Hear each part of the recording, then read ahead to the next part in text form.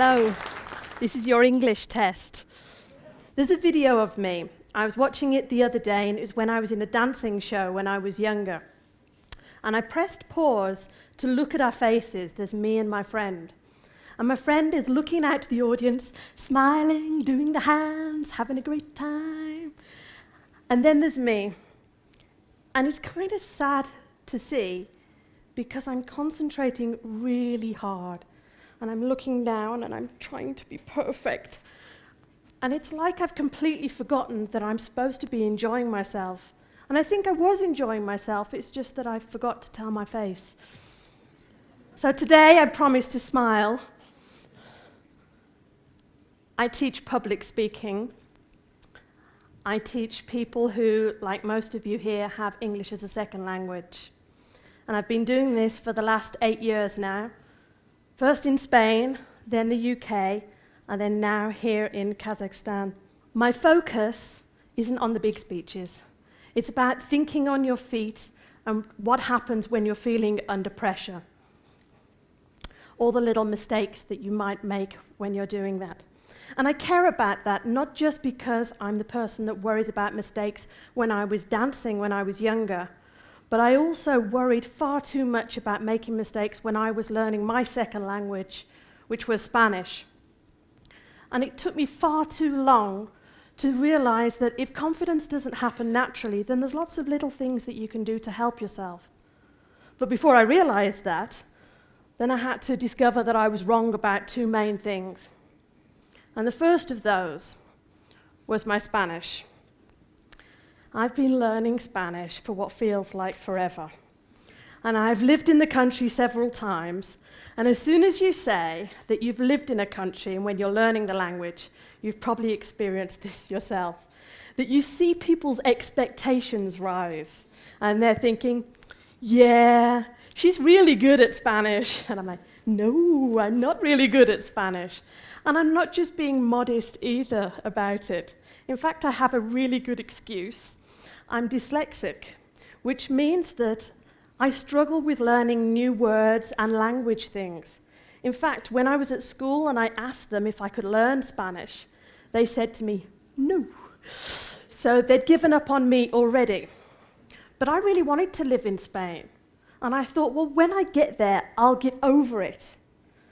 And then that's the problem. How do you get over something? Especially when it's sensitive like that, where you're feeling that there's a problem with you. And everybody I spoke to in Spain would say things like, oh, you just have to speak Spanish and then your Spanish will improve. And then they'd say, I would say, oh, I'm embarrassed, I really don't want to do this.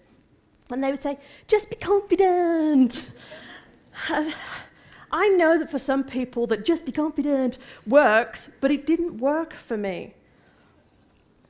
In fact, I'd had some weird experiences with speaking Spanish in the past. Well, first of all, let me say that I tried the be confident. I tried the whole, just be confident, Joe, you can do it. And then I would say, make a plan, today's the day, you're going to speak Spanish. And then I'd chicken out. But in the past, when I was learning Spanish, I noticed, and you may have also experienced this with English, that sometimes you're speaking to somebody and you think, great, I'm really doing well. And then the next second, the very next second, you speak to somebody and it's like you've never learnt the language at all. Your mind is completely blank. And I distinctly remember thinking to myself, I don't even know if they're speaking Spanish. So, it was about this point that I started learning about public speaking. And first of all, I thought that these people, they're going to be so confident and I'm going to be the only one who's scared in the room. And it wasn't like that at all. Let me just give you a quick example of what happens in the classroom.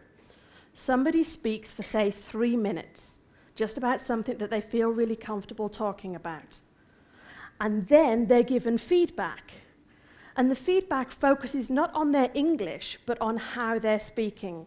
Things like their eye contact. Are they making eye contact with the people in the room? Are they smiling or are they covering their mouth? What are they doing with their arms? Are they looking uncomfortable? Are they playing with a pen, touching their hair? Or my favorite, some of the girls like to touch their bum.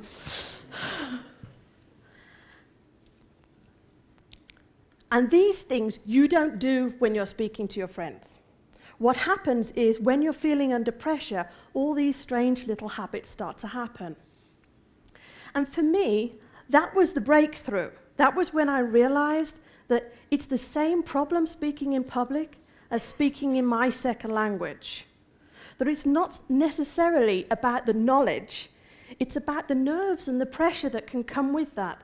And especially if you've got a desire to be perfect or to do things right, and to let other people see that this is what you're capable of doing. Public speaking is about breaking down the process of speaking. So if you think about it with your brain, there's something happens before you speak.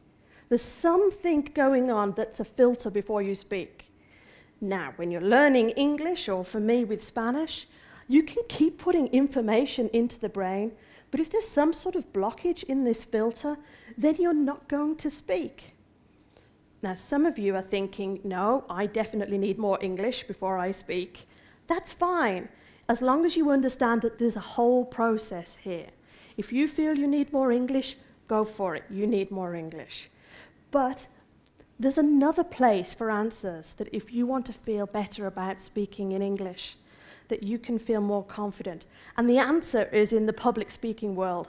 And I'm sorry that it's public speaking, because I know that most of you don't want to speak in public. Please ignore the name.